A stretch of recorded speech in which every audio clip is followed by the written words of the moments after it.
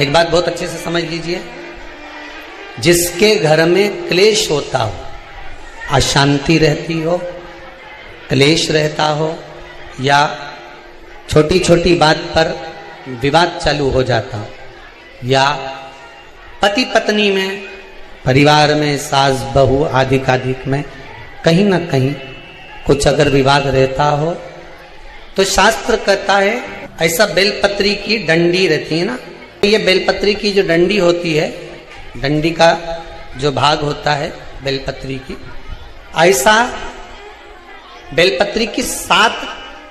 भाग ले लो, मतलब बेलपत्री 7 ले लीजिए। 7 बेलपत्र लेकर कच्चा जो सूत होता है ना, कच्चा सूत जो जानते हो पेड़ पौधे में माताएं लपेटती हैं, धागा जो होता है ना सफेद कलर का कच्चा धागा, जो बड़ में, पीपल में और आंवला आदि में लपेटा जाता है, कच्चा सूत, उसको शंकर भगवान और माता पार्वती का स्मरण कर कर नंदी के, जो नंदी होता है, नंदी के राइट भाग में, नंदी का एक पांव ऊंचा होता है, आपने देखा होगा आगे का पांव ऊंचा होता है, बैठते समय नंदी का एक पांव ऊंचा है, एक पांव नीचे की हो जाता है। तो नंदी का जहां पांव ऊंचा है उस ऊंचे पांव के पास में बैठना है। कच्चे सूत पर उस बेलपत्री के जो 7 गुच्छ हैं, 7 जो बेलपत्री के भाग हैं, 7 बेलपत्री हैं, उसको अपना नाम गोत्र स्मरण कर कर उस कच्चे सूत को लपेटना है। महाराज, लाल कलर का चंदन उस बेलपत्री के पत्ते में जो अग्रभाग होता है, सबसे आगे का भाग, 7 में लाल चंदन लगाना है। महाराज, उस चंदन को लगाकर आप प्रदोष के दिन, प्रदोष काल में शंकर भगवान को समर्पित अगर करते हैं तो जिस घर का गोत्र बोला है उस घर में कभी क्लेश नहीं हो सकता, उस शांति का अनुभव कर, उसमें क्लेश नहीं हो सकता। एक धागा होता है पक्का धागा, एक धागा होता है कच्चा धागा। बहुत ध्यान दीजिएगा महाराज, पक्के धागे से नहीं लपेटना सफेद, कच्चा जो धागा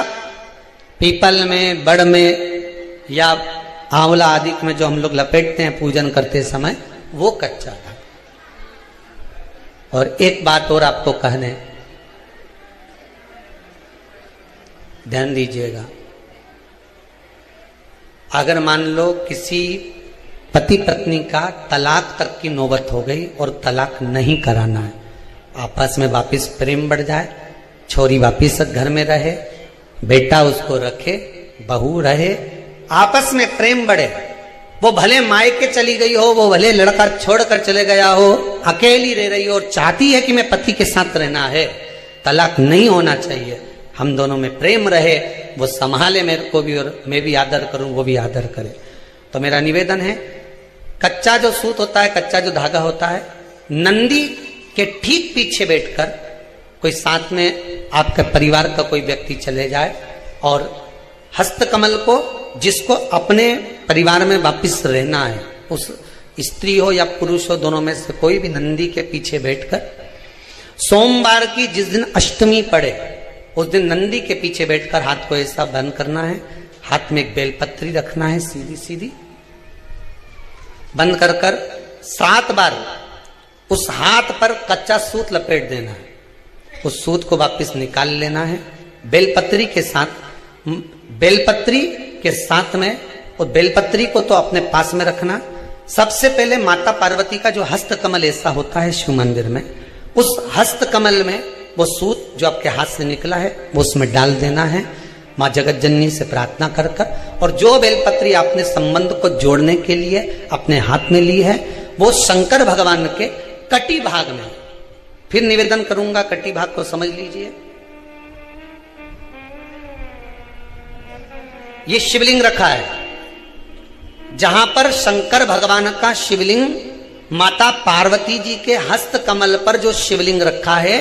ये भाग कटी भाग कहलाता है। इस जगह पर जहां शंकर और पार्वती का मिलन हुआ है, उस जगह पर उस बेलपत्री को रख देना। महाराज ज्यादा से ज्यादा 3-4 महीने लगते हैं, दोनों में वापस प्रेम बढ़ जाता है, दोनों एक हो जाते हैं। तलाक तक बात चल भी रही हो तो तलाक समाप्त हो जाता। प्रेम, करुणा, आसक्ति, स्नेह बढ़ जाता।